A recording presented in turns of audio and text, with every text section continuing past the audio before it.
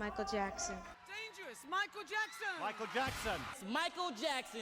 Beat it, Michael Jackson. Michael Jackson, beat it. Michael Jackson. There's a strange contradiction at the center of fame. The more people know your name, the less they seem to truly know you. And in the case of Michael Jackson, that contradiction becomes almost impossible to ignore. Because how does someone who performed for millions, who broke global records, who shaped generations of music, end up being described again and again as someone who felt alone? Not physically alone, but emotionally distant from the world watching him. So the question isn't whether he was famous, he was. The question is, what does it feel like to be the most recognized face on the planet and still feel misunderstood? From the very beginning, his life wasn't ordinary. He started performing professionally as part of the Jackson 5, who signed with Motown Records in 1969. That means while most children were still growing into normal routines, he was already working, rehearsing, touring, performing, constantly. And when your childhood is built inside that kind of structure, normal life stops being something you experience. It becomes something you observe from a distance. Describe the performance that you put on. Well, most of my songs are fast. I mean, what do you put into it? Well, whatever I sing, that's what I really mean. Like I'm singing a song. I don't sing it if I don't mean it. When Thriller was released in 1982, it became the best-selling album in history. The scale of his fame stopped being national. It became global. And fame at that level doesn't slow down. It expands. More attention, more expectations, more visibility, but not necessarily more understanding. One of the most difficult parts of extreme fame is that people only see fragments. The performance, the interviews, the headlines, but not the full person behind them.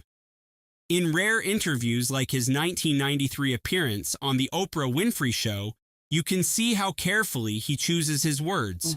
I was most comfortable, and still most comfortable, on stage. But once I got off stage, I was like very sad. Really? Yes. Since lonely, sad, having to face with popularity and all of that. There were times when I had great times with my brothers, pillow fights and things, but I used to always cry from loneliness. You did? Yes.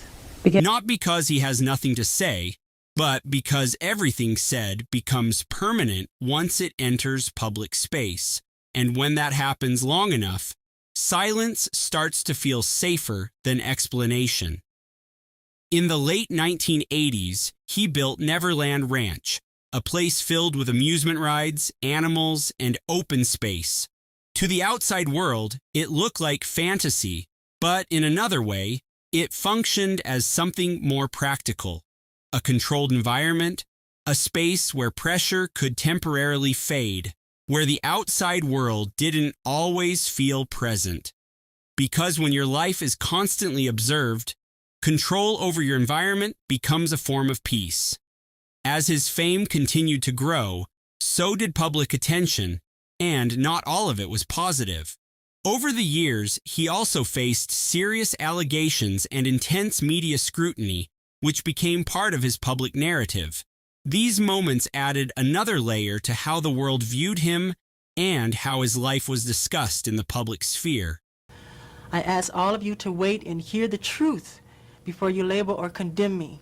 Don't treat me like a criminal, because I am innocent. But what's important in understanding his story is not just the headlines themselves. It's how extreme global visibility can shape a person's identity in the eyes of the public. Because when someone lives under constant attention, their story often becomes fragmented, split between facts, interpretations, and perception. And in that space, complexity is often reduced into simplified narratives. As his career grew, so did interpretation. Every action became analyzed, every choice became discussed, every silence became filled with meaning.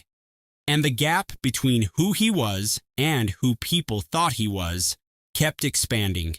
Not necessarily because he changed, but because perception moved faster than explanation ever could. There's a hidden cost to becoming iconic. The more perfect the image appears, the less space there is for ordinary humanity. But humanity is where people relate. It's where understanding usually happens. And when that space shrinks, connection becomes harder to maintain, even if millions are watching. Even in his later years, he remained deeply involved in his craft. Rehearsals for the planned This Is It tour, later shown in Michael Jackson's This Is It, reveal someone still focused on detail, adjusting timing, refining movement, shaping performance until it felt right. Even at that stage of his life, the standard never disappeared. Across his career, he received 13 Grammy Awards, one of the highest recognitions in music. But even with that level of success, the emotional narrative around him was never just about achievement. It was about perception, about distance, about understanding. So when people say Michael Jackson was the most famous man in the world, they're not wrong. But fame doesn't guarantee connection. And that brings us back to the question at the beginning. What does it feel like to be seen by millions and still feel misunderstood in private moments? Maybe that's the part that stayed with him the longest, not the fame, but the distance it created. Because sometimes being seen by everyone doesn't mean being understood by anyone. And that is where the idea of loneliness begins, not in isolation, but in visibility.